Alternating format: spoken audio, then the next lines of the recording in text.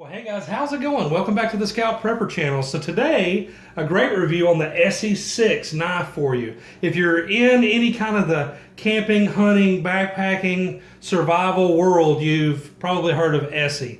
It's Jeff Randall's survival company. They do a bunch of different knives, all the way from 2-inch blades to huge 10-inch blade knives. And this is one that's on the larger end. It's the ESEE-6, meaning it's a 6-inch blade. In fact, it's a 6.5-inch total affair of blade there, but only 5 3/4 of cutting, so they, I guess, call it an ESEE-6. I like the knife. I want to start with that. I've waited years. I wasn't a holdout on getting ESEE, but I did wait years on getting one. They're not cheap, but they're not way out of control on price. What you're looking at today for a knife like this is, about $125 to $140 at most stores, and this is March of 2016. So it's an expensive knife, but it's right in line with your SOG knives, your cold steel knives, things like that. One thing that keeps the price down is this knife uses 1095 steel. That ESEE doesn't seem to do really anything special with some of their steels. Spyderco, Benchmade, Cold Steel, a lot of these guys, even SOG, they'll have their regular type knife model, and then they'll add an optional blade steel. S30V, something different from Crucible, the S90V, some type of Sanmai 3 from Cold Steel, and those are options that you pay for. In a lot of cases, they'll double the price of the knife. So they're not doing that at ESEE. This company is a survival company. They're built around survival. So it's not fancy stuff, it's not flashy stuff, but it's really rock solid stuff. I've only been using it for about 2 months. You can see some of the wear on it, on the finish. That's actually dirt, if you're picking that up. There you go. The finish is kind of this black crinkle style finish, and I've seen a lot of times with articles, and a couple of buddies that I have, they grind their whole blade down and make it uncoated. I think that they're offering this knife uncoated. I've never really gone to those extremes, but I will agree that although my finish hasn't worn one bit, and I've tried some chopping with the thing, the little crinkles do trap a little bit of dirt. You can rinse it off, wipe it off with a rag that's wet, and it seems to be okay. But remember, it's 1095 steel, so you will get some rust. Not on the coated part really, but on the exposed blade edge. So just like with anything good, as a matter of fact, I see a couple dots coming on mine right there. But just like with anything that's 1095, when you're done in the field, wipe it down a little bit, and you'll be just fine. No problems. If you add a little bit of oil after you use it pretty heavily. Now, if you're just in the sheath and go out for a hiking day with it or something like that, maybe that's different. But if you're really doing some work with it, maybe a little oil. So let me give you some specs on the thing. Overall, 11 3/4 inches. Has a big pommel on the end, which I like because you can hammer with it. That's really handy. And it comes with this lanyard. It comes with a little cord tie on there. That's cool. Has linen micarta grips that are removable. And just so you know, there's quite a bit of accessories online for the ESEE-6. Such a popular line of knives, such a popular company that tons of people are making different grip panels for it in every material you can imagine. Again, these are linen micarta. Tons of people are making sheaths, leather, kydex, all kinds of different things for them, but it does come with a great sheath. But there are a lot of options for it. My knife in particular, going on the specs, is they're all a 12-ounce affair. Mine happens to be the partially serrated. I'm not huge on the partially serrated. I don't own a lot of partially serrated knives, but I got the knife as a gift. My wife got this for me. The one that was standard blade, the straight blade, was out of stock, and I had been asking for this, so she picked it up. I was flattered that my wife got me an awesome knife that I've been asking for, so no big deal. And it hasn't had any problems. I don't have any problems with using the knife, even though it has some partial serrations. If you do a lot of rope cutting and cord cutting, actually the serrations are super handy. In my opinion, they cut a lot better. So 11 3/4 overall length, 12 ounces overall weight, 6.5 inch blade, but again, not cutting, just 5 3/4 cutting. It's 6.5 overall. It does have the finger groove right there, which they call the troil. It also, strangely, has the top part. Of course, it's designed for survival and combat. It has the top that's not super sharp, but it is sharp enough to cut with. And so that is one of my criticisms of the knife. Although I would enjoy that, I guess, as a combat knife or something like that. I don't carry a big knife in my, in the police world. You don't have a big knife like that. But I guess if I was maybe a soldier and had to use that a lot, could that be handy? I don't know. I know that for bone breaking, because I'm a big hunter, so for deer hunting and things like that, this is what Cold Steel calls a bone breaker. And when you hit that on the bone, it is a good way to split bone when you're trying to clean an animal. But my only criticism is a lot of times I'll want to get on the knife and kind of put my hand on the top to use something when I'm pushing down on it, a little more delicate task. Well, if you do that on this one, it's not going to just slice you wide open, as you can see, but it's got a little edge to it, so you really kind of can only do that here, and that's where your jimping is for your thumb. It does have the good thumb jimping, which I like. Super thick blade at point, not super thick, but thick enough at 0.188 inch thick here on the main part before it tapers down. It's what they call a drop point blade. It's also full flat grind, meaning it's flat, it's just, a wedge. Now, that means that it's a wedge, so it's really good at splitting wood. Now, with that said, hate me or not, I don't do batoning.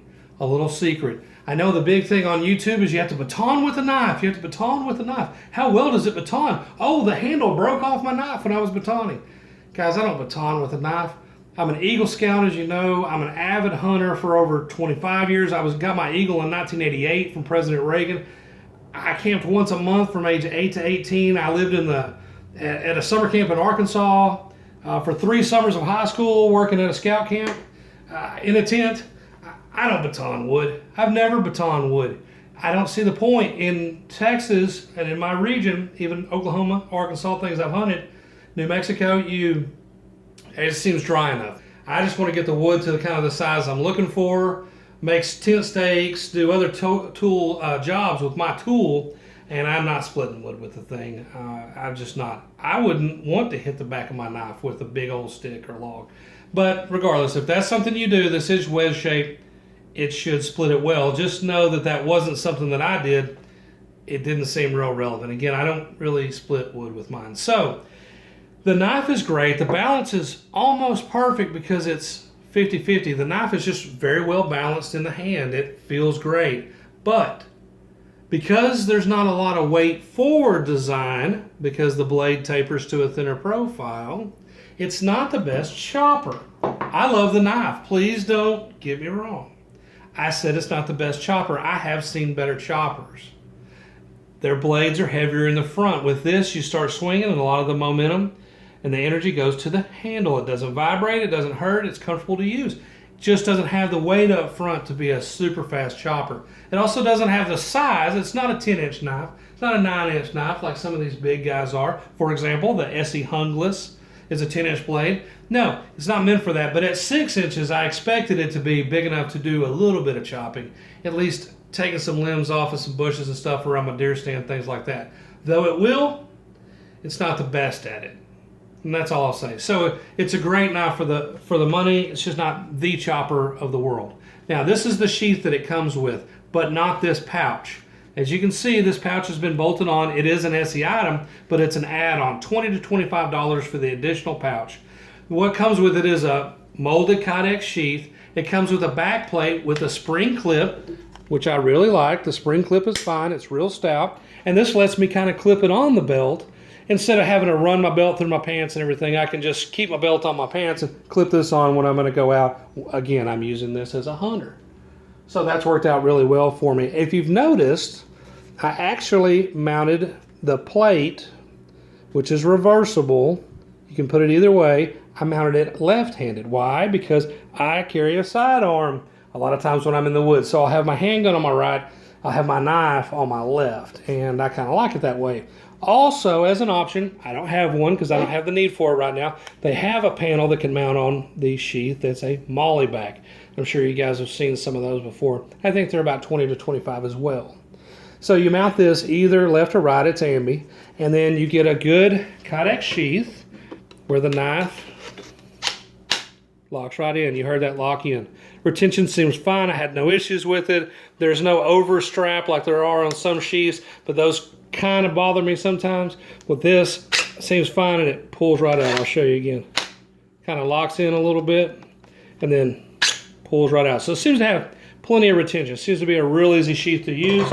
I didn't have any trouble with it, even drawing it left hand. Not that I'm real weak with my left, but I didn't have any issues. It seems to also holster or go back in the sheath real well. It wasn't such a weird opening that you couldn't get it down in here. As you see, it's real flared, so once you get it to the top, it goes right in. You don't have to hit the groove exactly perfectly.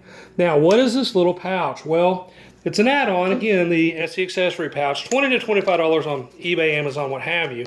You bolt it on the same way, it comes with the screws, you bolt it on the same sheath. It's made by ESEE, it's made for this sheath. This one actually fits the 5 and the 6. The 5 is just the 1-inch smaller knife. And then it comes with this little Altoids tin in there, also from ESEE, and it's empty.